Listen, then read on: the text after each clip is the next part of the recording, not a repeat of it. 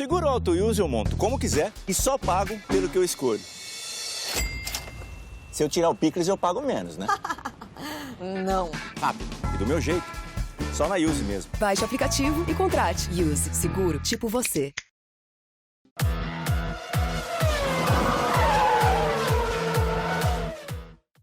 Fala pessoal, aqui Rodrigo Matar com mais um GP às 10 e o tema deste vídeo é o Campeonato Mundial de Endurance, que começou a sua temporada 2019-2020 neste fim de semana com a disputa das 4 horas de Silverstone.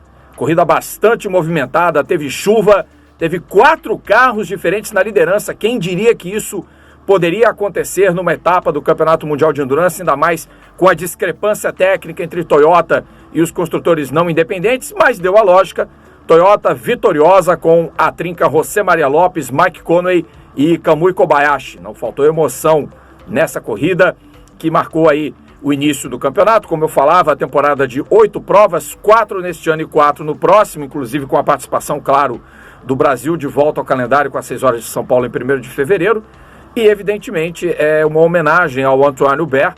Foi respeitado o minuto de silêncio pela morte trágica do piloto francês durante a prova da Fórmula 2 em Spa-Francorchamps. Foi nesse clima de tristeza, mas também de muita expectativa, que o campeonato começou e eu fiquei, eu diria que surpreso com o resultado, principalmente com a Rebellion mais ou menos andando bem. Claro que os safety cars e os períodos de full course yellow ajudaram um pouco, a chuva também, porque a Toyota decidiu deixar os carros na pista com o pneu slick quando o asfalto estava muito molhado.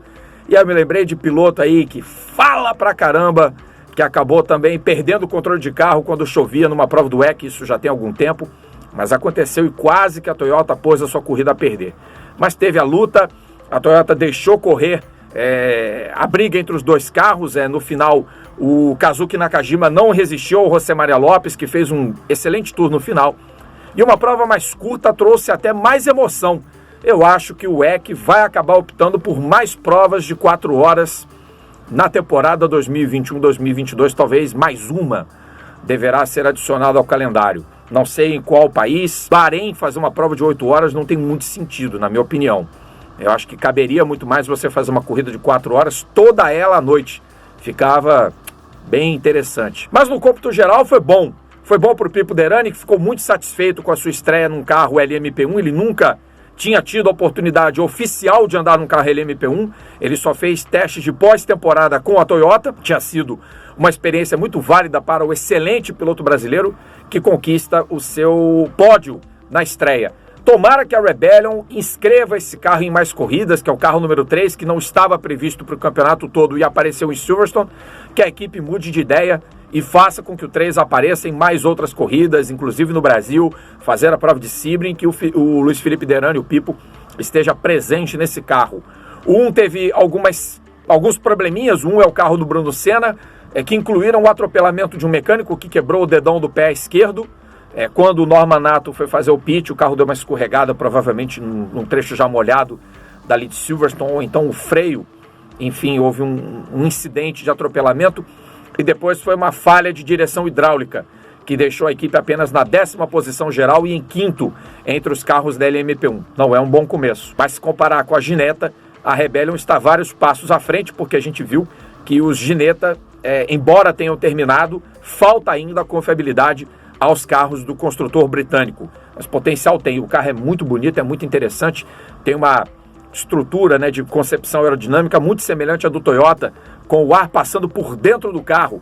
Não é uma coisa que acontece, por exemplo, com o carro da Rebellion, que tem uma frente bem limpa.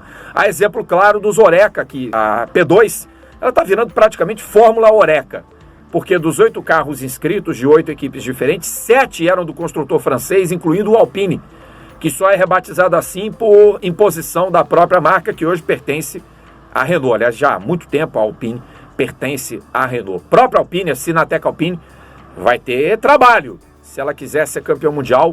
Teve uma corrida complicada, um começo não muito bom, mas um final muito forte do Thomas Lohan, beneficiado por, na minha opinião, um erro de estratégia do Racing Team Netherlands, que colocou o seu piloto bronze para fazer os últimos 45 minutos de prova, porque o tempo mínimo exigido de pilotagem para um piloto com graduação bronze é de 40 minutos, para as provas de 4 horas de duração. Então o Fritz van Aert ficou para o final de corrida, ele tinha um ritmo muito mais lento e o Thomas Lohan atropelou o Fritz van Aert. E isso também ajudou a Cool Racing, porque o Alexandre Koenice, o piloto bronze, se machucou na corrida da véspera do European Le Mans Series, foi até para o pódio de muleta celebrar com o Lapierre e com o Antonin Borga, e a Cool, com apenas 2 pilotos, o que pode, em casos excepcionais pelo regulamento, a Cool Racing venceu a corrida em sua estreia, com a Sinatec em segundo e a Jack Chan em terceiro. Olha, vai ser um mundial complicado, porque também tem a United Autosports, tem o Team J, aliás, é o Racing Team Netherlands que foi ao pódio, desculpem, também com o terceiro lugar. Então você tem muitas variáveis que podem dificultar o André Negrão de tentar conquistar o bicampeonato entre os pilotos da classe LMP2.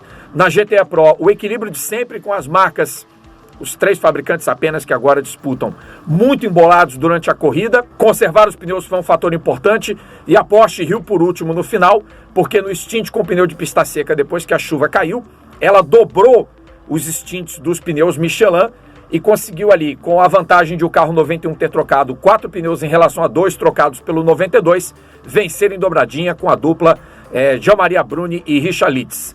A GTE foi sensacional, teve muita disputa, é o grid mais numeroso, são 11 carros participando de 3 construtores diferentes, mas muitas equipes com muito potencial, muitos carros penalizados por diferentes infrações de interpretação de safety car, procedimentos de relargada, mas a F-Corse, que é uma tradicional escuderia e que quase venceu também na GTE Pro, ganhou na GTE na volta do François Perrodo e do seu fiel amigo Emmanuel Collard aos carros de GTE, mais o estreante Niklas Nielsen. O saldo foi positivo para os brasileiros, pena para o Felipe Fraga ter havido uma quebra durante o terceiro treino livre que inviabilizou a participação do Team Project One no carro 57 no treino classificatório. Eles tiveram que largar com a diferença de uma volta em relação a todos os outros carros na pista, e daí para recuperar numa prova de 4 horas é muito mais difícil do que recuperar numa corrida de 6, numa de 8 horas, numa de 1000 milhas, numa de 12, numa de 24, enfim. Foi complicada a missão, mas pelo menos ele, o Ben Keating e o Erwin Blackmollen salvaram um pontinho na classificação do campeonato. Próxima prova, Fuji no Japão. Pista chatinha. Tem aquela retona de 1,4 km, um miolo cheio de curvas e Toyota vai nadar de braçada. Corrida de 6 horas e a gente vai, evidentemente, trazer tudo lá no 1000 por hora, tudo no Grande Prêmio e, claro, se puder, em mais um vídeo do GP às 10. No próximo fim de semana, falando em Endurance, tem 4 horas de São Paulo do Campeonato Brasileiro. Vocês estão pensando o quê? Dia 7 de setembro, sábado. Compareçam, hein? Vale a pena, porque promete muito. Os protótipos nacionais estão, daqui. Muito bacana o Campeonato Brasileiro de Endurance e eu estarei lá acompanhando tudinho. E é isso aí, gente. Daqui a 2 semanas eu volto com mais um GP às 10. Um grande abraço e até a próxima!